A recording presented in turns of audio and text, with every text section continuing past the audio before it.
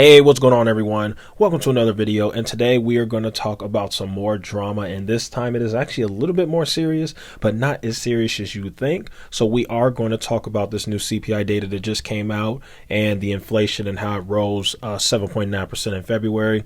Unfortunately today, you're going to see a ton of headlines trying to scare the crap out of you, all in the media, and you're going to see every YouTuber on planet Earth making a video about inflation and how we're all going to die, and World War III is coming, and Russia and Ukraine, and you're going to lose all your money, and the bear market is coming. And the way that you can navigate through all of this is by signing up for my Patreon down below and joining my paid Discord chat so I can show you how to navigate through this market and still make money. Unfortunately, you're going to see a lot of videos like that today, but I want to be the one YouTube channel that actually gives you sound, good strategy on how to navigate through this, and also just common sense without you having to pay any money out of your pocket.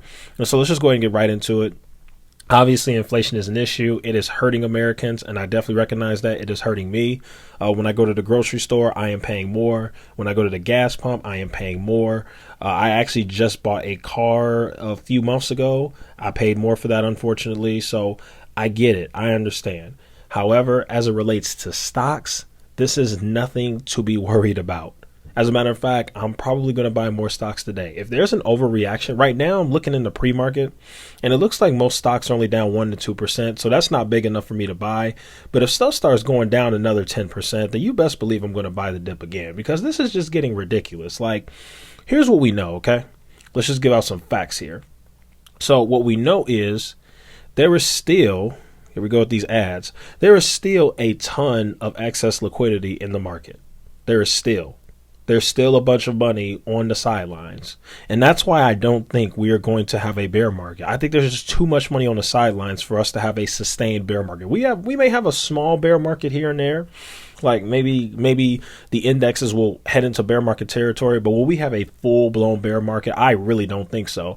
You know, you've got people like Warren Buffett, who's holding $144 billion in cash, and he's not the only person who's doing that. There are other huge investors in huge institutions that are still holding a ton of cash on the sidelines, and they're thinking smart. While everybody's panicking, these guys are formulating and thinking of good strategies, and I'm kind of trying to show you guys how to think like them, because if you want my honest opinion, I think institutions have been buying the dip here. I really do. I don't think they're as fearful as everybody else is. The other thing I want to say is, obviously, you're going to see all these inflation headlines. And yes, inflation is bad. Inflation is probably going to go up even higher in next month's CPI reading because of the fact of gas prices have risen so far. But one thing we know for a fact is inflation is eventually going to start going down. It's not just going to go up and up and up and up forever. Eventually, it's going to come down. And with the Fed soon to be raising interest rates, that's going to help a lot with that too. So inflation will eventually come down. It will probably never go back to the levels it was at in 2019 or 2020, but it will definitely at least come down significantly from where it is now. That much I can tell you. Now, in terms of that, we were actually already in a bear market. No, I'm sorry, not a bear market. We were actually already in a correction before the Russia-Ukraine conflict. And this was mostly because of interest rates.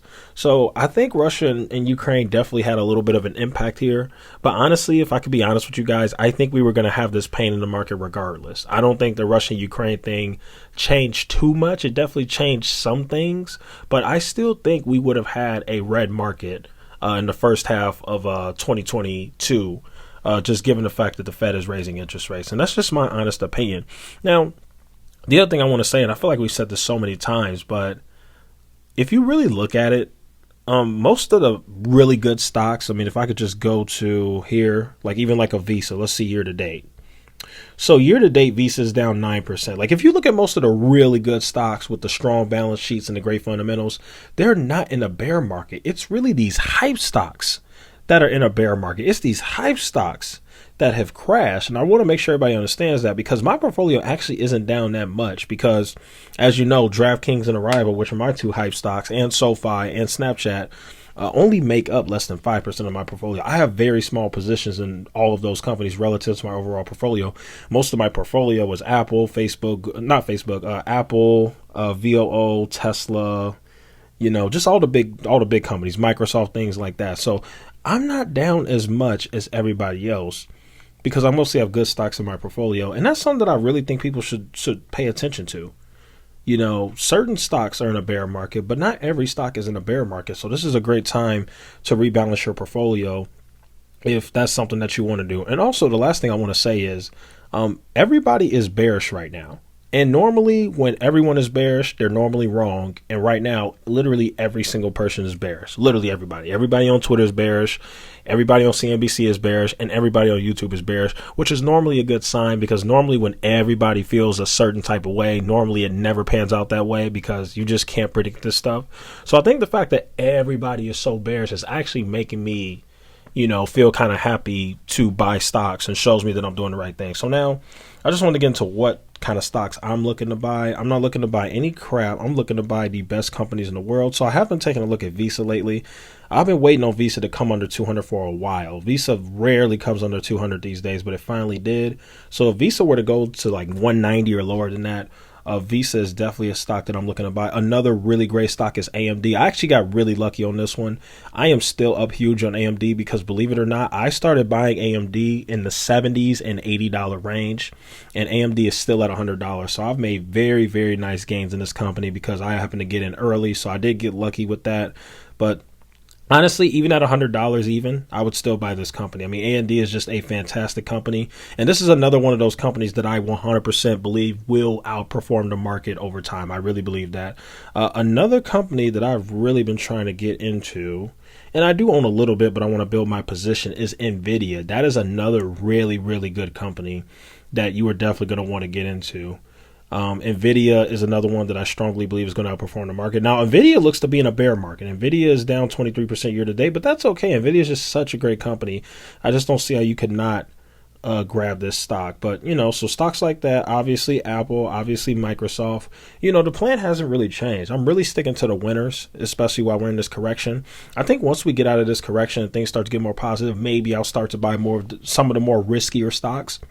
But in a market like this, you don't want to be in growth. You don't want to be in too much growth. I do have some growth, but I don't have too much growth. You don't want to be overweight in these growth stocks because things can really, really get ugly. So, like I said, don't let these YouTubers scare you. There's a lot of good things that are going our way. I mean, I can speak for myself. I am so thirsty to spend money. I can't wait to spend money. I can't wait till it starts to get warm again and I'm able to go outside and start spending money. I'm so glad that this pandemic is finally ending, and I know that a bunch of other consumers feel that way as well. So things are not as doom and gloom and as bad as you all think.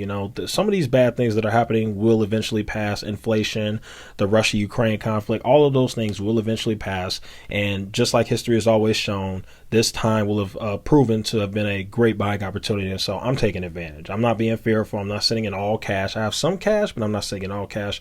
But overall, if the market continues to drop, I'm just going to keep buying. And those are my thoughts. So there you have it. Thank you guys so much for watching. Feel free to like, share, and subscribe. And I will see you guys in the next one.